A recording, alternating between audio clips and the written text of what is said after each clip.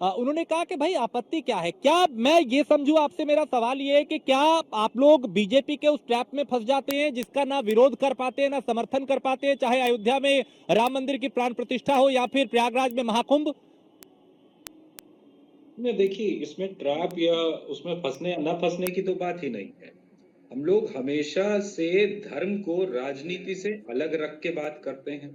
हम अपने किए हुए विकास कार्यों पे जो कि धरातल पे दिखता है, चाहे वो एक्सप्रेस वे हो, डायल 100 हो, या जो इस तरीके की चीजें हैं, मेट्रो है, जो हम लोगों ने चीजें बनाई जो की, हम उन चीजों पे बात करते हैं। हम कभी धर्म का सहारा नहीं लेते कि हमें धर्म के आधार पे वोट मांगे। और हम यही अपेक्षा करते हैं, क्योंकि अगर हमें अपने देश का, अपने प्रदेश का कुछ भविष्य बनाना है, तो धर्म उसका मापदंड नहीं हो सकता। विकास कार्य हैं, लोगों को सुरक्षा मिले, लोगों को स्वास्थ्य की क्या जो योजनाएं हैं, अभी जैसे एम्स और इनकी घोषणाएं हो रही हैं। मैं आपको छोटा सा उदाहरण देता हूं, जहां मैं रहता हूं मेरे पास में एक डॉक्टर साहब रहते हैं। वो रायबरेली के एम्स में काम करते थे, अचानक कुछ दिनों बाद उन्होंने वहां से छोड़ दिया, कहीं और ज्वाइन कर लिया। मैंने कहा आपने एम्स छोड़ के कोई प्राइवेट कॉलेज ज्वाइन कर लिया? बोले ऐसा क्यों? बोले भाई साहब वहां चले जाइए, सिर्फ ओपीडी मात्र का एम्स है वो।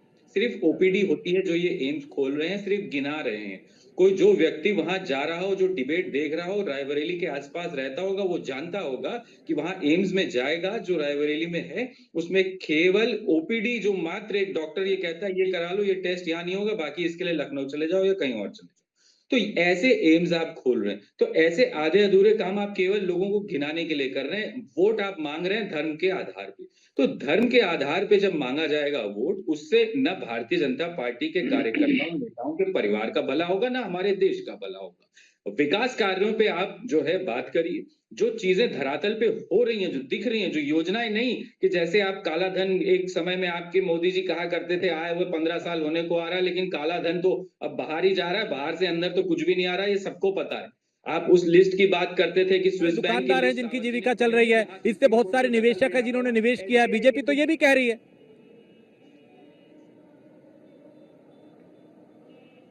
हेलो।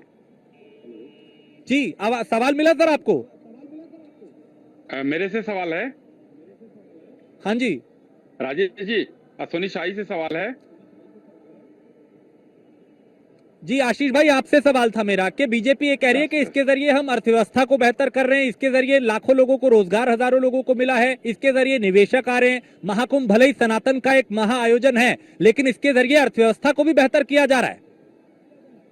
भाई साहब ये पहली बार तो कुंभ हो नहीं रहा है। ये आदिकाल से चला आ रहा है।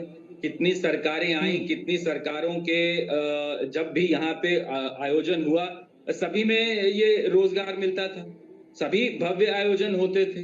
तो आपने तो 5,000 करोड़ का जो इतना बड़ा बजट रख दिया, मैं तो उसी को कह रहा था कि लोग खुले में सो रहे हैं इतनी ठंड में, फोटो वायरल है, सब लोग देख रहे हैं, वीडियो वायरल है लोगों के कि प्लेटफॉर्म पे पड़े हुए हैं वहां